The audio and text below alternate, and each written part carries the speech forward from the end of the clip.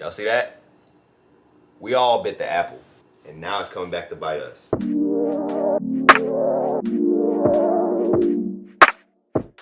What up, y'all? Josh and Easy here once again with another quality video. video. So today we're bringing you guys another eat and chill. Obviously, we're in a different setting. We're chilling way harder than we are. So let us know what you guys think of this setting rather than us sitting at the table and it being all, we feel like this is more like chilling with the homies, if y'all was here and we were talking in the crib. So let us know what you guys are thinking. We just have some fruit. We're gonna go ahead and eat on, and I'll let Josh introduce the topic because this was his idea. So this one is basically on technology. We just kind of watched the Social Dilemma on Netflix. And I feel like as social media influencers, we have an obligation to keep you guys in the loop as to not only the good side of social media, but also the counter side to that. The toxic side of social media and what it could do for you. So we're just gonna kind of talk about it, what we saw in the video, kind of our feelings on it. And related to what we've been experiencing as influencers. Yeah, lately. as influencers. For me personally, watching that made a lot of things click for me. Mm-hmm. I don't know about you, but it did. I want to get into that too. So yeah, we're excited to go ahead and talk about this with you guys. Y'all tend to really like our eat and chill, so we're gonna get into this, but let's go ahead and pray over the food first. All right. Lord, bless this fruit that we're about to receive for the nourishment of our bodies. Bless the people that are watching this video. Help it to nourish them and help them make it through these weird times in this technology era that we live in. Help it to bless us as we try and relay some of that information to them, and hopefully they gain something and take something away from this. In your name we pray. Amen. Amen. So do you want to kind of give them also comment below too if any of you guys have watched the Social Dilemma on Netflix yet. If you've watched it, tell what your thoughts are and stuff in the comment section too. I'd love to see what their input is. Yeah, I'd really like to see you guys there. And if you have not watched it and you watch it after this video, come back and comment what you got from it. Yeah, I'm gonna give you guys a short summary. Hold on, let me just get into this. See what we're working with. Get into that real quick. Okay, that's valid. All right. So long story short, the Social Dilemma kind of harped on the counter effects of what social media does to us as a society. We're living in an age where technology is giving people access to way more information than what has been given to our past generations. Anybody. Yeah. Like, we receive information at an exponential rate compared to the generations before us. Right. And I don't think people understand what that can do to your mental. Not only are young kids getting on social media and comparing themselves to very much so unrealistic expectations of what good quality, healthy life, relationships especially, but life. And people are getting very unrealistic views of what that looks like because everyone's trying to put on this facade of perfection, happiness, materialism, kind of things all over the internet. Yep. And it's giving young people who have not really gotten into the social realm of dating and all that, they're giving them unrealistic expectations of what that looks like. Well, now this is your personal opinion. That wasn't the Social Dilemma. I think so. But this is what I'm getting from it. And not only that, there was some very weird, interesting facts of the kind of technology that they're using to keep track of you. Your phone, you think it's for your benefit. It is literally to distract you from life. Yeah. Real life. Dead serious. Their job, social media, Facebook, Instagram, Twitter, all that. Their job is to calculate what you search, what you look at, what'll keep you engaged, what will keep you engaged the longest. How long can they keep you on these social media platforms? Because they monetize it. Because these brands will pay them to run their advertisements in front of you or us as the users. You guys have to watch it. You really have to watch it. Bottom line, you should really, really watch it. We literally just got done watching it, but a lot's going through our head, and your attention span is being auctioned off pretty much to the highest bidder pretty much every time you get on social media. And not only that, but you're getting fed information specifically catered to you via some algorithm. It's something you clicked, yeah. And they keep track of everything down to the nitty gritty of how long you watch a video. Hey, I was gonna say a video or a picture. If you're staring at a post 10 seconds longer than you did the previous post, more than likely that post will come up again. That post will come up Explorer, again, and posts similar to that will come up again. Yep. Not only that, if you go searching on the internet, the cookies that they talk about. I always say you can't use my cookies. The cookies and cash, whatever they talk about. Yeah. The second you look for that, it goes onto your Facebook, it goes into your advertisements. And I know some people are probably like, I've heard this before, I know that before. But I don't think people are starting to realize the dangers that it has, because they're not filtering true information from misinformation. Right. And just like the things that we were talking about earlier, like false expectations of reality, stuff like that. People edit a lot of these posts. Yeah, absolutely. Edit a lot of their pictures. People do a lot of things to make themselves seem happier or better than what they or more really, perfect. yeah. Like, even as you're saying that, I'm thinking realistically, when you guys are saying this video will be edited. So there's gonna, maybe me or Josh like stuttered at some point, or we said the wrong thing and we cut that out so that the video comes off as perfect as possible. Do you know what I mean? Yes. Like, that happens so much that's what social media is, especially like in the influencer world in particular. You show people what you want them to see. So it's just interesting because as they were even talking about, and we're jumping everywhere, y'all. This is why you guys also need to watch the video, because we're like relating it to ourselves as influencers, as also users of social media, and just like, you know. But I was gonna say, when they were like going into detail about the algorithm and how it's changing and how it's actually becoming more toxic, that's something I would say within the last 2 or so months, you know for sure, I've been going through, like, not a depression, but like what would you call it? It's sort of like a mid-social media career crisis, kind of, yeah. Like, Instagram's out, and I talked about it on my YouTube channel, and I kind of touched on it a little bit on my Instagram, where basically Instagram's algorithm has recently changed, and it's affecting a lot of us influencers. Some people thought that they were shadow banned originally. Basically, we were able to know that because our likes and engagement and our reach is not the same. That brings up a good point too. What? The validation that people get from likes Right. originally started out as something harmless. Right, something right. to spread Yeah, that's positivity. what they said. Yep. Now people are looking for Sad validation, if and you sad don't- if yep. they don't get likes. That your emotions are being tied to validation from public opinions of strangers. Exactly. That was a perfect way of describing it. Kind of like a mid-career crisis. Part of, I wouldn't say it was fully because of my likes. It was more so because that was the first time I felt like I wasn't really in control of how my career was going.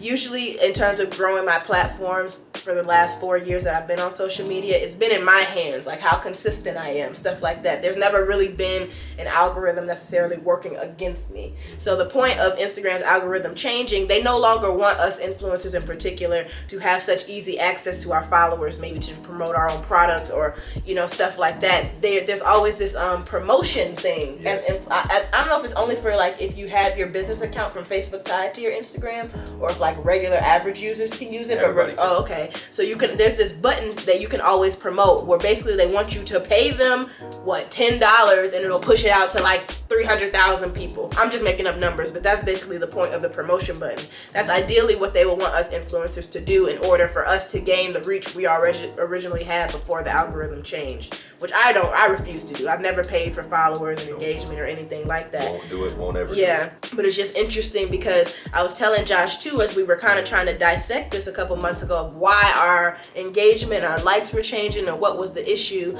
At the end of the day, we've come to terms with the fact that it was really toxic for them to change this algorithm like that, because the whole point behind it is they're basically patting, it's kind of like you pat my back, I pat your back. So they're patting influencers on the back that are like heavily on these social media. In particular, I'm talking about Instagram. Heavy on Instagram, like 24/7 type stuff, because if they're on there 24/7, then more than likely their followers are on there, so they're gonna push your content more if the more engaged you have your audience, if that makes sense. So if you're somebody who only posts once a week, the algorithm isn't gonna really like you much, because you're hindering them from promoting the advertisers that work with them on their audience's platform. I know this is like but that's how like intricate it is, and that's all that we've understood from it. There's all the people that was in that documentary has a whole different knowledge of like They have this stuff. deep level knowledge. I think one of the interesting facts that they said in that video was misinformation outpaces true information Yep, at 6 a times. 6-to-1 rate. Yep. On Twitter, you get 6 times more misinformation than you do real, solid, factual information. And I said it's because it's boring. And it's because And it's true though. is Society boring. thinks those type of things are boring. Truth. and spicy fake headlines and news. stuff. Yes, not only that, but they also said that now this machine has become so intricate and complex that people with high wealth, whatever, or people in high places and power positions can literally control populations with it just based off of the information that they feed you. Take the Black Lives Matter movement. Right. All right, I don't know about y'all, but on my feed, Yeah. the only thing I see is violence against black people. I don't come across violence against white people. It's probably what I've looked at a couple times. The algorithm has probably pushed it out. Like that's what he likes and that's what keeps him engaged. They think that's what keeps you engaged, and now all you're seeing is black trauma all on your feed. Yep. And then it causes you to say, I don't like police, or I don't like white people, because all I see on my feed is white people abusing black people, police abusing black people. That's the only information you're getting, so that is the frame of your reality. It's dangerous, man. That's a frame of your reality. That is freaking scary. Yeah. Because that can literally, and they said it themselves, it can disrupt an entire economy. Yep. It can separate an entire village of people, because not only are we isolating ourselves in social media, people don't go outside anymore, people just be kicking it in their own little comfortable space, but based on the stuff that they they don't even realize it, but the stuff that they looked at a little bit longer than the other stuff is now going to be pushed to them more and more often, and then essentially shift your mindset on what the world has to offer. Your truths could be completely different from our truths. Exactly. Just because of what we hone in on social media, on our phones. That is a scary thing to think about. It is scary. And I think too, I'm not jumping, it's still the same topic, but when we were talking about, after we finished watching it, how we're kind of the last generation to understand the difference between what life was before social media showed up and technology showed up, and now that it's here. Right. Kind of like, I don't know if it's going to be normal for young kids to be like, let me put my phone down. Nah, it has to be enforced by us. It has to be enforced. Because it's bad, y'all. Like, think about, if y'all are around our age, so I'm 26, Josh is 25, so we're 90s babies still. We're like that, the millennials are pretty much the last generation that probably had the experience of not having technology, playing outside, riding your bike, just doing fun stuff that has nothing to do with a phone. Like, I don't think my mom gave me a phone till maybe like 8th grade, and that was only because she wasn't like always picking me up from school and stuff. It was only a necessity, and even then I didn't have social media. I didn't have social media until college, and then then I was like, I'm not really like a Twitter guy. It was only until we started becoming like, we actually started seeing a benefit of it, which was like, I guess, financial gain. Right. That I actually started like honing in on it, but I got suckered in, and now it's like almost addicting. It's a scary Josh thing. Can't hear nobody when he's scrolling. It's scary. I could be right here talking to him. If he's scrolling and seeing something in particular that has his attention, he does not hear me. And there'll be times where I actively tell myself, I'm not going to get on social media, nothing like that. One notification pops up on my phone. Oh, that's what they talked about too. One notification catches my attention. It's over. And next thing you know, I'm scrolling for the next 30 minutes. I look back and I'm like, where did that time just go? I gained nothing from it. Comment below if you experienced this before.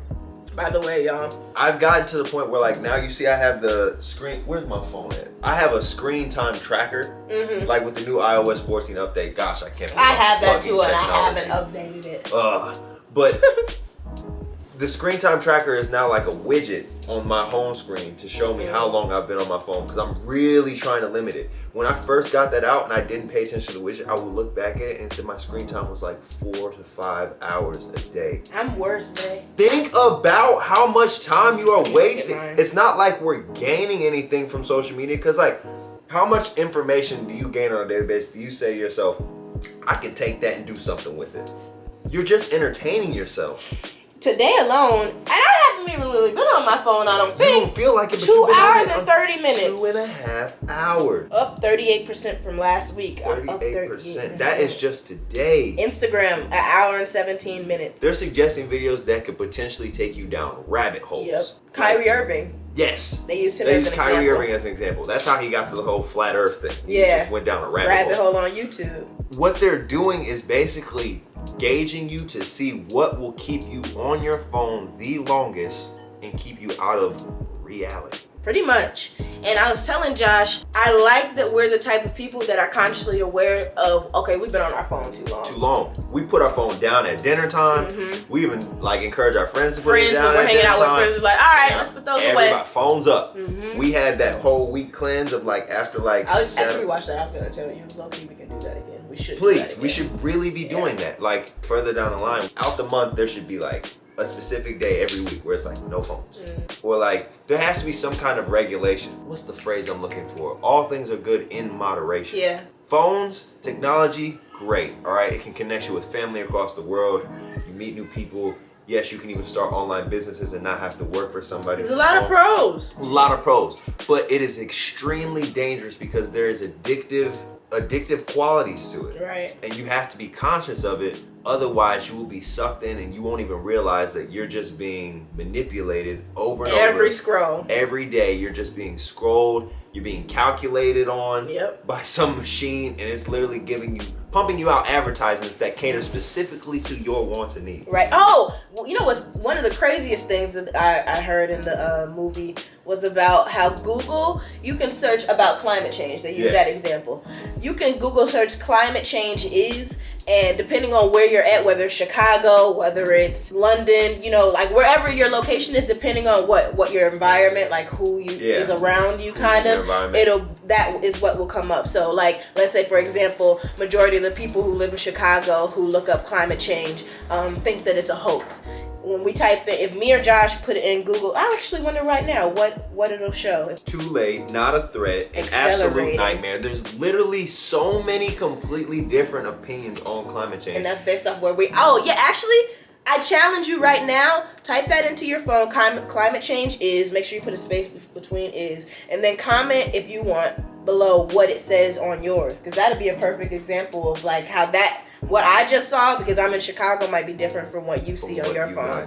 It's crazy. That is literally the root of misinformation. Exactly, and that has influence over your mind, because if that's all it's showing me based off the Chicagoland area, what majority of people here think, then my mind instantly is going to agree with those people or think that, okay, it is an issue or it is accelerating. Whereas somewhere else, somebody might type in climate change is, and it might say a hoax. And then therefore, those people don't really believe in it. Like, it's insane. It's literally freaking insane. Yeah. And that's why I feel like this whole Black Lives Matter movement thing is so polarized. Because there's like somebody with the frame of mind that Black Lives Matter is important will get nothing but that information. Yeah. And then someone that's against it will get nothing but information against it. Right. There's got to be some kind of common ground. Yeah. Like if people had real conversations and actually took time to listen to somebody, there has to be common ground. But because there's so much misinformation being spread and so much information and at the so same much, time it's at a rapid speed, such a high rate. Yeah. It's dividing people all in, like they were saying, like what's the worst case scenario, or like what's the next coming scenario if this doesn't change. Civil war, destruction of our climate, destruction of the earth. Easy money. Yeah. Because no one will agree on anything. The world will be so polarized and so separated because of this whatever AI algorithm that's been digesting and just pumping out the information that you cater. Like, it's weird, man. And it's not that it's a bad thing. Everybody can have differing opinions. I think that's what helps people grow in life. It's just the magnitude of these different opinions, and it's no respect. It's not like, okay, we agree to disagree type of stuff. It's like, no, you're wrong. You don't agree with me. I don't F with you you're type stuff. And it just goes to a whole different level of toxicity. So it's a lot to take in. Like I said, I highly suggest anybody who has not seen it definitely watch it, just for your own consciousness, you know, because it isn't gonna change. We're just now entering the technology world. Like our parents didn't have cell phones. That's insane. And the thing is, not only is like our generation, but the generation kind of after us, we are all, I don't think you guys realize, but we're all the guinea pigs to social media. It won't be until 2 decades later or something that we realize that we were all bamboozled or we were all misled by some machine that distracted us for majority of our lives, unless we jump on it. Yep. And I think, again, as social media influencers, I felt like we had to talk about an obligation to tell you guys about this, so that way you can at least monitor yourself. Yeah. and hopefully if there's parents watching us with young children, monitor your children. Do you know that all of those tech people that work for these companies, oh yeah, they don't let their kids have phones. Yep. They said you're not allowed to have your phone till you're 16. You can't have social media till you're 16. Your screen time is limited. They take the phones at night. They take the phones at night. They are militant about what they do with their kids. Because they created this monster. They know how toxic it is. Yep. They know the problem. Steve Jobs, I heard about Steve Jobs. He wouldn't let their kids get on the tablets for more than 15 minutes. He said, take it away. No, 15 minutes a day, that's all you get. Yep. He know it's like crack, y'all. Yeah. It's literally like crack. You take somebody's phone away from them, watch how they freak out. Watch how they spaz. They do. Kids especially. These younger kids. I work at Papado Seafood Kitchen. Yeah. Okay? I know y'all probably know that. But I have a lot of young employees, and it is almost impossible to get them to not get on their phones. Like, you could threaten them with being fired, and they will still find a way to like hide it under here. Let me just look one more time. And then when you go and see what they're looking at, they're just scrolling through stories. It's addictive. All they're doing is just getting back on it. Like, sometimes I just try and like creep off in the corner and just see like, what is it that's keeping them? They're not texting anybody, they're not talking to anybody. They're literally just off scrolling, consuming information, consuming themselves, or like, it's just like your brain can't even process half of the information that's coming in. Most of the stuff is just literally being filtered through and filtered out. Yeah. It doesn't even benefit you most of the time. The best recommendation I have for y'all. Yeah, what is it? Clear your feeds. What you mean? Of all unnecessary information. Like filter? What do you mean? Like filter your feed. Like, be conscious of where you're spending your attention. Because that is now, it has a price tag on it. I hate to be like a name dropper, but like, what was it, Logan Paul or whatever? Yeah. Or like when they cancel people. Whenever you cancel somebody, if you're still going to their page to see them or like, see who's commenting what, or you're spending time and looking at that, yeah, that is, it's only gonna bring it right back to your front door. You're not canceling anything. You're actually promoting it. Facts. That's facts. You're literally not canceling a single thing. That's facts. According to whatever that algorithm that they just explained, cancel means that you should erase them. Yeah, like that's what Jada Pinkett Smith was saying when R. Kelly, all that stuff was coming out about him. His music sales were up. Yeah, substantially. It's not because people went to go listen and like listen to the details of the lyrics, but that ended up helping him monetize his life even more. Which you're not canceling him. Yes. You're actually helping him. You're helping it because in social media, attention is the money. Yep. Use your likes wisely. Yeah. What you like, what you interact with, what you comment on, it's only going to reflect itself. Even if it's something you don't like. If you leave a negative comment on something, that's still a comment. It doesn't, the algorithm... It tracks your every movement. Every movement. It's so weird to be looking at like what is now known as like a matrix. Something else that they suggested was, I'm getting myself messed up. Something else they suggested was turning off pretty much all your notifications in terms of like social media apps and stuff. If and when you watch the movie, you'll understand more why that is necessary and how like manipulative the algorithms are with that, with you allowing them to have push notifications to your phone. Yeah. But and I'm not gonna lie, in some parts of the movie there is a little bit of headassery. But it's like but real it makes facts. sense though. Yes, it makes sense. Understand. Yeah, it's just visual imagery to give you an example of what is actually taking place. Yeah. And honestly, I'm a little worried. If I'm being 100, I'm a little worried as to what the future holds for technology. Because if there's not some kind of regulation or something put on these big social media companies, and that's a crazy thing for us to say as social media influencers, even though that's kind of like our stream of income. And that's a big statement to make. But at the same time, the future of the world dang near depends on it. Remember that one joke I said to you about Adam and Eve? It said Eve bit the apple. Yeah, when we spazzed out, you're not gonna be able to see it. Don't be taking my phone out of the new case. You're so annoying. I am annoying. Y'all see that? We all bit the apple, and now it's coming back to bite us. You think I'm playing? Think I'm playing? It does make sense though. So I did spaz when he first said it. But yeah, y'all, we can go on and on and on about this conversation, but I think y'all kind of got the gist of it. We highly suggest you go watch it. Have a conversation afterwards too with a loved one or a friend or whatever. Yeah, like without your phone, you know. Please have oh my gosh, the best thing you can do for yourself is establish a game plan. Don't just go back about your normal life of scrolling. You're losing your life, man. Yeah. You're missing out on a whole lot of world. Which we are too. We're about to go chill on the patio. We're about to go chill and kick it. So really hope you guys enjoyed this video. Go ahead and put some thoughts of your own down in the comment section. Let us know if you watched the video. What are your thoughts on it? What do you think your game plan is for the future? How do you feel like you could regulate yourself on technology? Right. I feel like these things could probably help other people, you know, kind of get out of the loop or the scrolling habits. Yeah, that is all we have for you guys. Really hope you guys enjoyed this video. If you don't already know, I am Hydrated Hero. She is African Beauty. Together we're Josh and EC. Now you can follow one of us. You can follow two of us. You can follow all three of us. You might as well follow all three of us because we're happy, healthy, and hydrated on all three. But other than that, y'all, until we meet again, peace, love, head grease, and we out. Put your phone down. Go do something. Go play outside. Yeah. Right there. Right there. I'm looking at it. Subscribe. You want to click that button. You know you click it. Also, check this video out right here. Might as well. That's quality. Quality. Right quality content. That's quality. And of course, you might as well be right here. You might as well be right there. Because this one's quality too. All this quality. You click anything you want. Quality.